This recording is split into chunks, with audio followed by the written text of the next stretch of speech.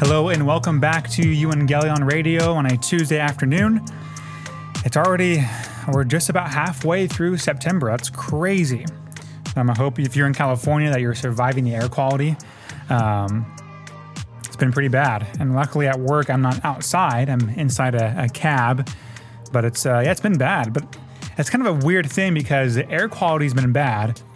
But it's also nice because it's kept, the heat down for us. So give and take, I guess.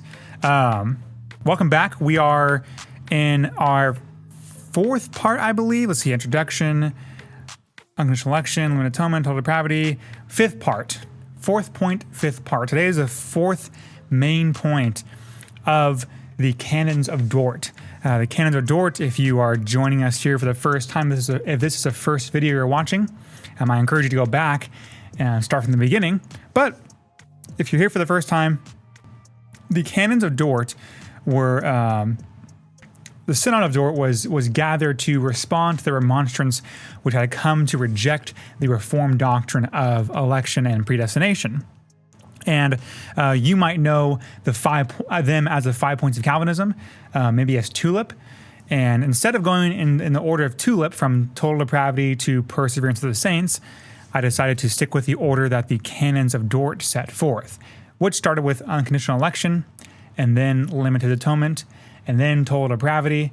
And today we're going to talk about irresistible grace. But before we talk about irresistible grace, I want to do a quick recap on total depravity. We talked about total depravity last Thursday. What is total depravity? Total depravity is a doctrine that every part of us is made sinful, and every part of us is in rebellion against God. Not that we are as sinful as we could possibly be, right? You and I know that we could be more sinful. God restrains our evil, but every part of us is evil. There's no part of our lives, there's no part of our memory, intellect, and will, as Augustine might have it, that is left untouched by sin. Every part of us is sinful. And because of that, we have a sin nature. We pointed out that we sin not because we're sinners, not because we sin, right? Instead, we sin because we're already sinners. It's our nature. If you put a rabbit in front of meat and carrots, the rabbit will choose the carrots. If you put a vulture in front of meat and carrots, the vulture will choose the meat. Why? It's in their nature. So our nature is sin, so we choose sin continually, and we don't want God. We cited Romans chapter 3 and Romans chapter 5 and Romans chapter 9 that all say we don't want God. In fact, Romans 3:11 says no one seeks after God. Why? Because it's our sin nature.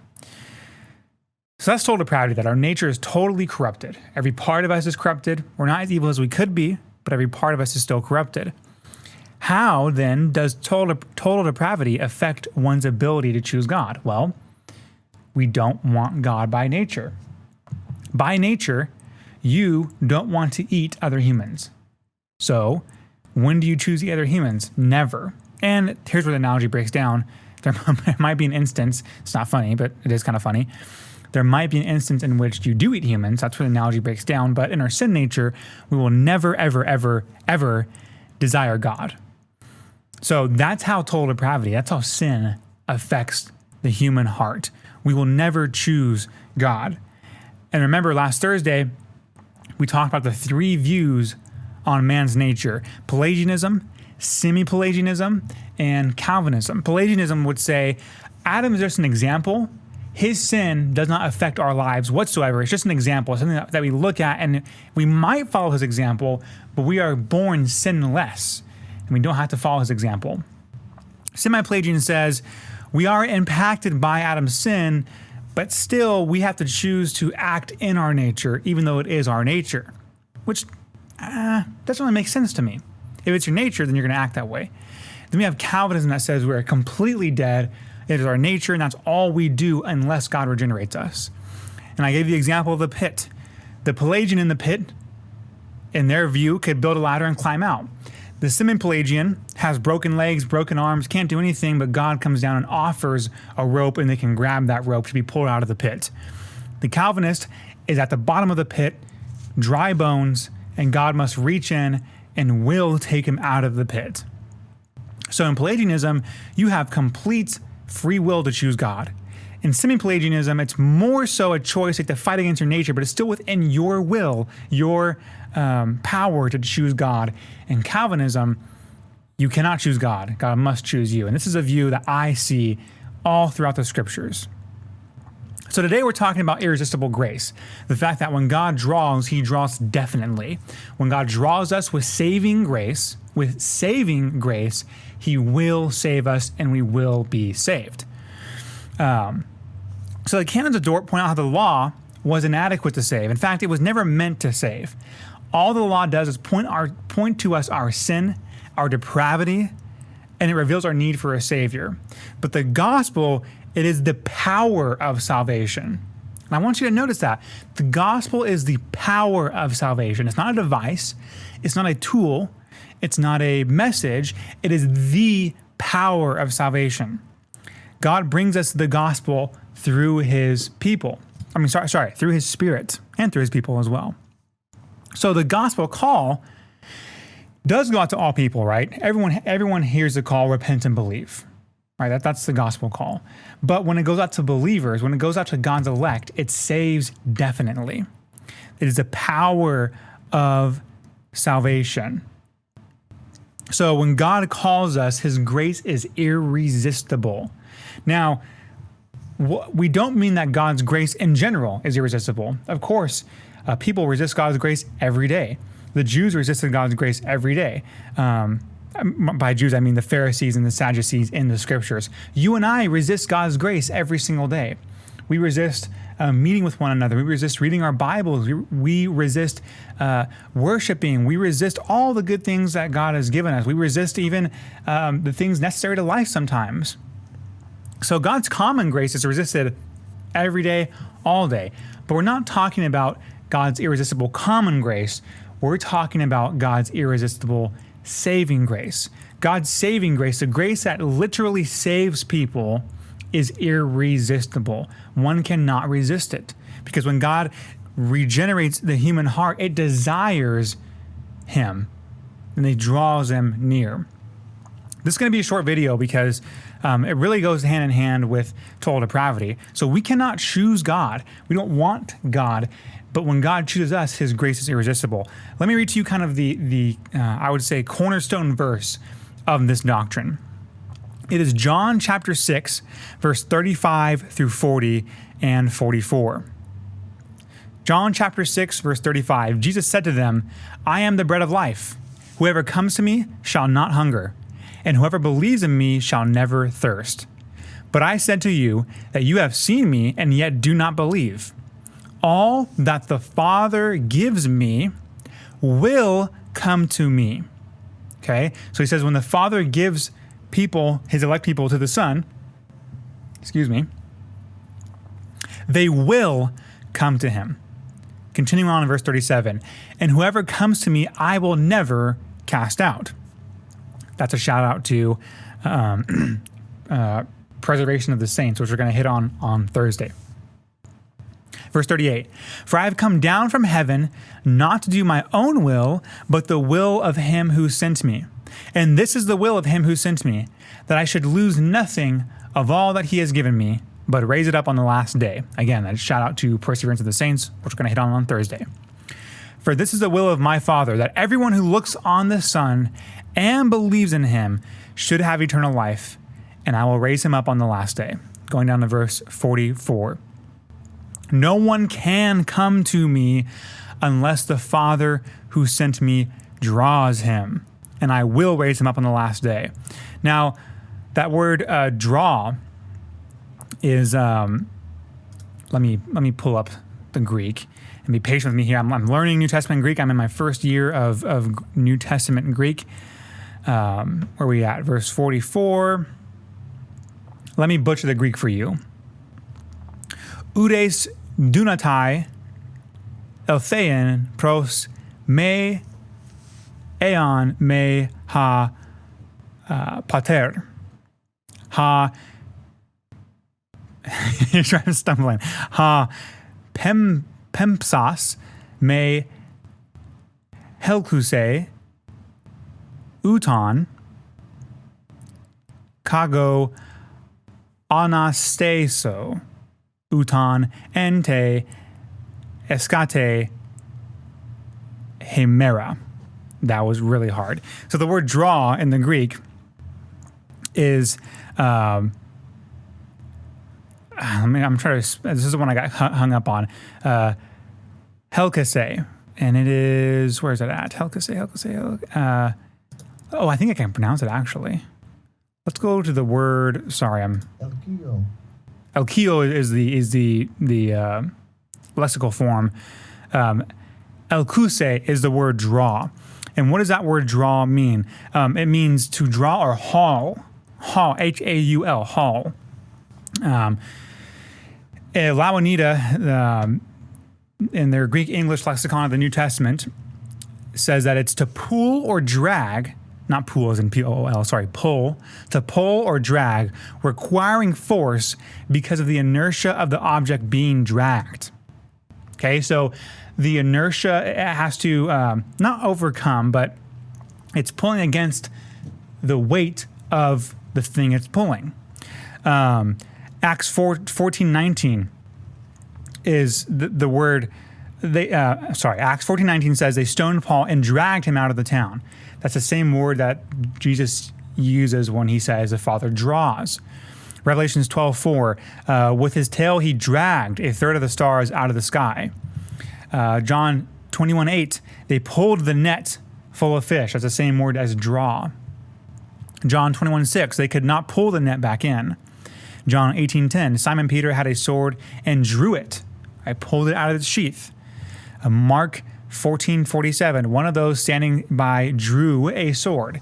So this word draw that Jesus uses, heko is the lexical form. Anyways, enough of the Greek. I'm not some Greek scholar. I'm elementary Greek. I'm just learning. I could barely read that sentence to you. And I'm sure I butchered a ton of those words. Anyways, the word draw that Jesus uses is not draw as in a wooing, right? It's like, oh, please come to me. We had a Q&A this past Thursday for our week 6 of basic theology. And someone asked, at our church, we give an altar call. We said, if anyone wants to accept Christ, raise your hand. We'll come pray with you. And I don't think there's anything wrong with that. I don't think there's anything sinful. I think it shows people's theology, but nothing sinful there. Nothing wrong with that. You can do that if you would like. But the question was, does God really draw us in that way? And how does that, line up with, is that antithetical to election and the doctrine of predestination? And I pointed out how, when we hear the word draw in English today, we're thinking of wooing, drawing, like drawing in, like being wowed by something. And that's how we use the word draw. And that's how we read John chapter 6, verse 44. When God draws people, he's wooing them, saying, oh, please come to me. Here's the benefits of coming to me, and trying to convince people. But that's not what the Greek word means in any instance of the word. All instances of the word helkuse is to pull or to drag or to draw, as in pull out. R.C. Sproul has a great example of this when he was debating someone or had a discussion with someone, and the person said, surely, Dr. Sproul, you don't mean that God drags us to salvation, like one would drag a bucket of water out of a well. And R.C. Sproul says, well, no, he doesn't drag us kicking and screaming against our will. But he does. But he said to this person, can you try calling a water out of a well? It doesn't really work. Peter wasn't sitting at the boat saying, oh, fish, please come into my net. And please come up onto my boat. No one goes to the well and says, hey, water, please come up here. It'd be beneficial to me, beneficial to you. Please come up. No, you're pulling something up. You're drawing it out. So when Jesus says, let me read the verse before I forget it. No one can come to me, as told depravity, no one can come to the Father unless the Father who sent me draws him, drags him, pulls him. That's God's irresistible grace. And how do we know that they will come when the Father pulls and drags and draws? Well, he says this, I will raise him up on the last day. So Jesus is saying, God will draw people to me and I will raise that person up on the last day. Not those who end up being pulled into salvation, but those who will be drawn. If God draws you, you will be raised up on the last day. So God's grace is irresistible. When he calls us, we do come. Because he pulls us, he drags us. And people say, well, this is a very harsh saying, right? That God drags us to salvation. Again, we're not being dragged kicking and screaming.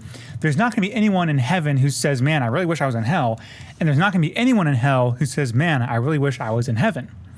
So God changes our will, and we want to come to him. And those who don't, their hearts have been hardened by God. So when God draws us, he will definitely save us. I was going somewhere with that point, and I forgot it. Okay. Yeah, so God draws, God saves. God pulls, God saves. God's grace is irresistible. We're not dragged to heaven. We're not dragged kicking and screaming to heaven. God draws us, he changes our hearts, and he will surely save us. And that's a good and gracious thing. Here's the point I was going to make that I forgot about.